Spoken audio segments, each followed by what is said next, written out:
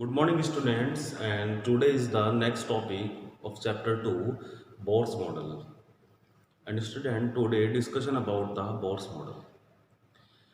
Student, अगर हम बात करें स्ट्रक्चर ऑफ एटम में एटॉमिक मॉडल्स की, तो एटॉमिक मॉडल्स का एक अपना एक लंबा जो है एक हिस्ट्री है। अगर हम 18 सेंचुरी के लगभग, ये मानिए आप स्टार्टिंग की हम बात करें, तो 18 सेंचुरी से पहले हमारा जो था डाल्टन एटॉमिक थ्योरी का बहुत इंपॉर्टेंट रोल रहा है। डाल्टन एटॉमिक थ्योरी ने अपने आप में एक एटम को सुजेस्ट किया है। उसके बाद थॉमसन मॉडल, फिर थॉमसन मॉडल के बाद धीरे धीरे 19वीं सेंचुरी स्टार्ट हुई, उस समय हमारा रदरफोर्ड मॉडल आया, जो एक बहुत ही इम्पोर्टेंट एक्सपेरिमेंट था रदरफोर्ड साहब का, और जिन्होंने डिस्कवरी ऑफ न्यूक्लियस को भी डिस्क्राइब करा उसके साथ साथ, और ये भी एक कॉन्सेप्ट ख़त्म किया कि एटम इज़ नॉट इनडिवाइजिबल, यानी कि एटम को हम डिवाइड नहीं कर सकते, जो कि हमारा डाल्टन एटॉमिक थ्योरी का एक मेन कॉन्सेप्ट भी था। उसके बाद रदरफोर्ड मॉडल ने काफ़ी सारी चीज़ें बताई कि एटम्स हैं, उसके अंदर इलेक्ट्रॉन्स रहते हैं और प्रोटॉन भी होता है, साथ साथ न्यूट्रल रहते हैं, बहुत सारे पॉइंट्स उनके रहे।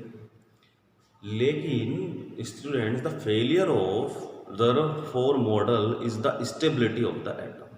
Rutherford model does not explain the stability of the atom. Rutherford model students जो एटम की जो स्टेबिलिटी है उसको एक्सप्लेन करने में, ये मानिए आप, सक्सेसफुल नहीं रहा।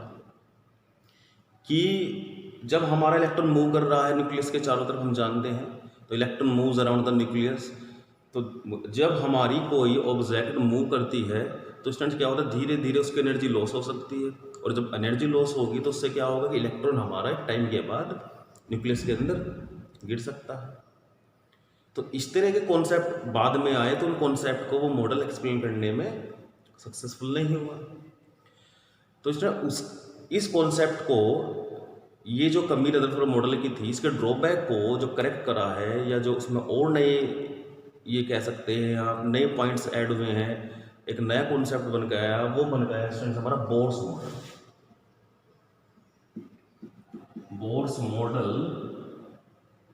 साइंटिस्ट नील्स बोर का ये मॉडल रहा है, बोर्स मॉडल। साइंटिस्ट बोर्स ने बहुत अपना काम करा है केमिस्ट्री में, चाहे वो इलेक्ट्रॉनिक कॉन्फ़िगरेशन के अंदर हो, चाहे वो ऑर्बिट कॉन्सेप्ट हो, या पूरा हाइड्रोजन एटम के ऊपर ये मॉडल बनाया गया है। बिकॉज सबसे पहले इस मॉडल का जो खासियत ये है student, this model is applicable only hydrogen ion, या like the similar lithium ion या हीलियम +2 आयन, यानी कि स्टूडेंट्स ये केवल सिंपल मॉलिक्यूल्स के लिए मॉडल बनाया गया है। इसमें मल्टी इलेक्ट्रॉन वाले के लिए ये मॉडल हमारा सक्सेसफुल नहीं है। उसके बाद और भी बहुत सारे मॉडल आते हैं, क्वांटम थ्योरी आती है, और श्रोडिंगर इक्वेशन आती है। उसके बाद हमारा स्टूडेंट समरफील्ड का मॉडल आता है जो हाई लेवल में, तो बहुत सारी चीज़ें हैं। तो यहाँ पे मैं डिस्कस कर स्टूडेंट बोर्स मॉडल के बारे में। तो इसमें बोर्स मॉडल के अंदर जो सबसे इंपॉर्टेंट पॉइंट है वो ये है स्टूडेंट्स, कि जो हमारा न्यूक्लियस है, इसके चारों तरफ इलेक्ट्रॉन मूव करते हैं, और इन्हें हम क्या कहते हैं, ऑर्बिट। तो इलेक्ट्रॉन मूव करता है, electron moves around the nucleus in particular path and fixed energy, यानी कि एक पर्टिकुलर पाथ होता है और एक फिक्स्ड एनर्जी होती है जहां पर इलेक्ट्रॉन मूव करते रहेंगे, जिससे क्या होगा, इनकी एनर्जी का कोई लॉस नहीं होगा। तो ऑर्बिट का जो एक्चुअल कॉन्सेप्ट है students, given by the Bohr's model. तो electron moves around the nucleus in particular path with fixed energy is known as orbit. और इसमें ऑर्बिट का हमारा कॉन्सेप्ट आ जाता है, ये हमारे नंबर ऑफ पीरियड भी होते हैं, KLML या 1 2 3 4। उसके बाद स्टूडेंट दूसरी बात ये कही गई है कि ये जो हमारे एनर्जी लेवल होते हैं student, this is known as stationary state. अब स्टेशनरी स्टेट का मतलब क्या है स्टूडेंट, ये फिक्स कर दिए गए हैं पाथ। तो हमारे जब पाथ फिक्स कर दिए गए हैं स्टूडेंट, तो उससे क्या होता है, उनका लेवल क्या हो जाता है, फिक्स हो जाता है। लेकिन the energy of electron is not fixed. Energy जो होती है इलेक्ट्रॉन की, वो फिक्स हम नहीं कर सकते, केवल उनका पर्टिकुलर पाथ हमने फिक्स करा है। इसे हम ऐसा समझें स्टूडेंट्स कि जैसे हमें जहाँ हमारा हाईवे होते हैं, तो हाईवे पे क्या होता है, फिक्स होता है। फिक्स ये होता है, ये बीच में हमारा डिवाइडर रोड है, इधर से इधर क्या हो गया हमारे अप वाले हो गए, उधर से कौन हो गए स्टूडेंट हमारे डाउन वाले हो गए, तो फिक्स हो गया ना। तो फिक्स हो गया, जैसे ही फिक्स है ऐसे ही इलेक्ट्रॉन का भी एक पर्टिकुलर पाथ और पर्टिकुलर एनर्जी फिक्स होती है। तो बोर्स मॉडल का सबसे इंपॉर्टेंट पॉइंट तो यही बन जाता है। दूसरा पॉइंट आता है स्टूडेंट्स की जो हमारे इलेक्ट्रॉन्स होते हैं ये एनर्जी अब्जॉर्व कर लेते हैं। एनर्जी अब्जॉर्व करने के बाद क्या हो सकता है, क्या पॉसिबिलिटी आ सकती है, ये हम देखते हैं। तो स्टूडेंट्स क्या होता है, दो तरह की स्टेट होती हैं किसी भी इलेक्ट्रॉन की, जिसे हम कहते हैं ग्राउंड स्टेट, जिसे हम शॉर्टकट में कहते हैं जीएस, ग्राउंड स्टेट। यहां पर हमारा इलेक्ट्रॉन है, एनर्जी अब्जॉर्व करी इसने स्टूडेंट्स, और एनर्जी अब्जॉर्व करने के बाद ये स्टूडेंट्स अपनी इस स्टेट से अपनी ऊपर की स्टेट में या ऊपर के लेवल में जंप कर सकता है। तो इलेक्ट्रॉन हमारा यहां पर आ गया स्टूडेंट्स, इसे हम कहते हैं एक्साइटेड स्टेट, इसे हम कहते हैं ईएस। और स्टूडेंट्स ये एनर्जी गैप ये हमारा बन जाता है डेल्टा ई। यहां पर स्टूडेंट प्लांक्स क्वांटम थ्योरी की भी हेल्प ली गई है। ये कहा गया है कि इलेक्ट्रॉन्स मूव करता है सही है, लेकिन साथ साथ इलेक्ट्रॉन्स अगर एनर्जी अब्जॉर्व कर लेता है तो एब्जॉर्व करने के बाद वो अपना लेवल अप कर सकता है, यानी कि यहाँ से लो लेवल से हाई लेवल में, हाई एनर्जी लेवल में जा सकता है। This is the low energy level, this is the high energy level. तो इलेक्ट्रॉन स्टूडेंट्स हमारा जंप कर सकता है, और इस एनर्जी डिफरेंस को हम कहते हैं डेल्टा ई। अब प्लांक्स क्वांटम थ्योरी का एक इंपॉर्टेंट पॉइंट यहाँ पर ऐड किया गया है।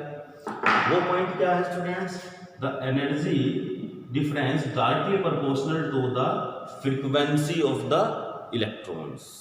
जो इलेक्ट्रॉन्स हमारे जंप कर रहा है उसकी जो फ्रीक्वेंसी होगी किसके डायरेक्टली प्रोपोर्शनल होती है स्टूडेंट्स, हमारे एनर्जी डिफरेंस के, और इससे हमारा बन जाता है delta E is equal to h. तो h is the Planck constant. तो बोर्स मॉडल में प्लांक कांस्टेंट के भी पॉइंट को डिटरमाइन किया गया है। उसके बाद से नेक्स्ट आता है कि जो भी हमारे इलेक्ट्रॉन्स मूव करते हैं स्टेशनरी स्टेट को उनकी है ही अपनी, तो उनका जो एंगुलर मोमेंटम बन जाता है, क्योंकि हमारा इलेक्ट्रॉन है तो इलेक्ट्रॉन क्या है अपना मास है, और मास के साथ साथ वेलोसिटी है, और अगर हम बात करें यहाँ से यहाँ तक तो डिस्टेंस आर भी आ जाता है, तो एंगुलर मोमेंटम बन जाता है एम वी आर। तो students the angular momentum of an electron is equal to the integral multiply of H upon 2 ये किसके इक्वल होता है स्टूडेंट्स, एच अपॉन 2 जो कांस्टेंट होता है, और ये इंटीग्रल होता है यानी कि एन एच अपॉन 2 और एन यहाँ पर हमारा क्या नंबर ऑफ ऑर्बिट है। तो एंगुलर मोमेंटम जब हम निकालना है किसी भी इलेक्ट्रॉन लाइक पार्टिकल का, तो उसका रिलेशन बनता है M V R is equal to N H upon 2 and N is equal to 1 2 3 4। अब स्टूडेंट ये पॉइंट्स आते हैं, उसके बाद हमारे पॉइंट्स और आता है कि एनर्जी और नंबर ऑफ ऑर्बिट ये कैसे कोरिलेट कर सकते हैं स्टूडेंट्स। अब यहाँ पर हम देखें हमारे इसमें K11 सब शेल बनी हुई हैं, तो जैसे जैसे नंबर ऑफ शेल बढ़ेंगे स्टूडेंट्स तो क्या होगा, एनर्जी का ऑर्डर कम होता जाएगा।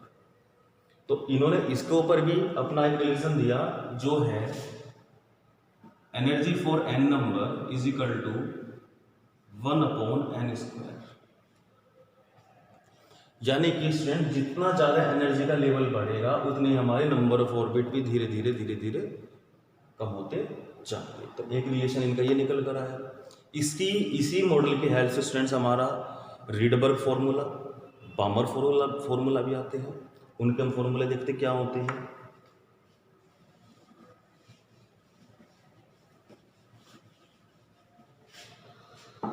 तो स्टूडेंट रीडबर्ग फॉर्मूला की बात करें हम बामर फॉर्मूला की, तो delta E means the energy difference between the two level E2 minus E1। 2.18 10 to the power minus 18 is equal to into 1/n1² minus 1/n2², and this is the number of orbit, yeah, this is the energy level. n1 is the initial energy level,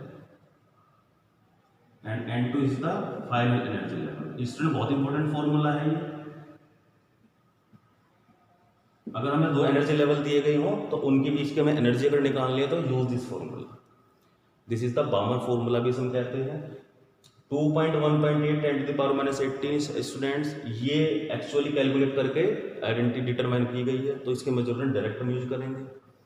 इसके बाद student हमारा आता है Rydberg formula भी आता है। Rydberg constant जो होता है, रिडबर्ग फॉर्मूला,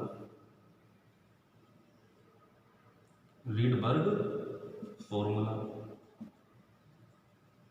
अब जो रिडबर्ग कांस्टेंट है उसकी जो वैल्यू होती है, अगर हम देखें रिडबर्ग फॉर्मूला एक्चुअली यूज क्यों करते हैं, अगर हमें किसी भी पार्टिकल का वेव नंबर निकालना है तो हम इस फॉर्मूले का यूज करते हैं। और वेव नंबर होता है 1/λ, या इसे हम क्या कह सकते हैं student, v bar is equal to, Rydberg फॉर्मूले की वैल्यू होती है 109,667 upon into 1/n1² minus 1/n2²। तो ये कंबाइंड फॉर्मूले बन जाते हैं रिडबर्ग और बामर फॉर्मूले। ये रिडबर्ग कांस्टेंट या वेव नंबर हमारा निकालने का फॉर्मूला होता है। वेव नंबर एक्चुअली क्या होता है, wave number is the reciprocal of wavelength का होता है। तो अगर हमें वेव नंबर निकालना है तो हम ये फॉर्मूला यूज करेंगे स्टूडेंट्स। तो इस तरह से हमारे बोर्स मॉडल में बहुत सारे रिलेशन डेवलप होते हैं स्टूडेंट्स। जैसे एनर्जी का हो गया, इधर ये वेव नंबर निकालने का हो गया, उधर हमारा एंगुलर मोमेंटम का हो गया। तो इस तरह से हमारे रिलेशन बन जाते हैं स्टूडेंट। इसके बाद हम बात करते हैं, दो छोटे से टॉपिक आते हैं।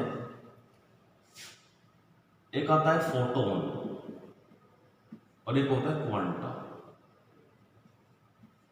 दोनों में क्या डिफरेंस आता है स्टूडेंट्स, ये बात सोचने की है। प्लैंक क्वांटम थ्योरी से हमारा फोटोन जनरेट होता है, क्वांटा भी होता है, दोनों वर्ड होते हैं, दोनों में क्या डिफरेंस है।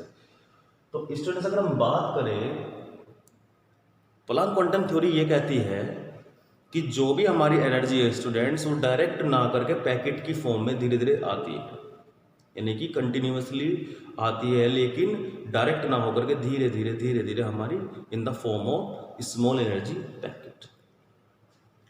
अब इसमें अगर हम बात करें फोटोन की, तो फोटोन का जो मतलब है स्टूडेंट्स, इसका मतलब है लाइट है, ये भी एनर्जी है, यानी कि all are the packets of energy या बंडल ऑफ एनर्जी। तो students in the concept of photon in term of light तो इज नोन एज फोटोन। अगर ये हमारे एनर्जी पैकेट लाइट की फॉर्म में है तो हमारा बन जाता है फोटोन, जिसे हम कहते हैं इज इक्वल टू hν। और अगर हम नॉर्मल स्मॉल एनर्जी बंडल या नॉर्मल स्मॉल एनर्जी पैकेट की बात करें तो वो हमारा बन जाता है क्वांटा। तो दोनों में केवल इतना ही फर्क होता है, all are similar to the energy form, दोनों ही एनर्जी फॉर्म है, लेकिन photon work for the light energy, photo means light, ये फर्क रहता है स्टूडेंट। और ये हमारा है आपका Planck's equation is equal to hν, और यहाँ पर फॉर्मूला बन जाता है इज इक्वल टू hc/λ बन जाता है। इसके अलावा अगर हमें n नंबर इलेक्ट्रॉन दिए गए हों तो इज इक्वल टू Enhc/λ बन जाता है। और यहाँ पर जानते हैं, you know very well, h is the Planck constant and Planck constant value 6.6 10⁻34 joule second, and c is the speed of light and speed of light 3 × 10⁸ metre पर second. तो स्टूडेंट इस तरह हमारा ये बोर्स मॉडल और साथ में कुछ टर्म ये कंप्लीट हो जाते हैं। अब हम कल की वीडियो में डिस्कस करने वाले हैं स्पेक्ट्रम, हाइड्रोजन स्पेक्ट्रम कैसे बनता है, कैसे कौन कौन से इसके अंदर सीरीज होती है, जो लगभग माने हमारा लास्ट टॉपिक भी है। Okay students.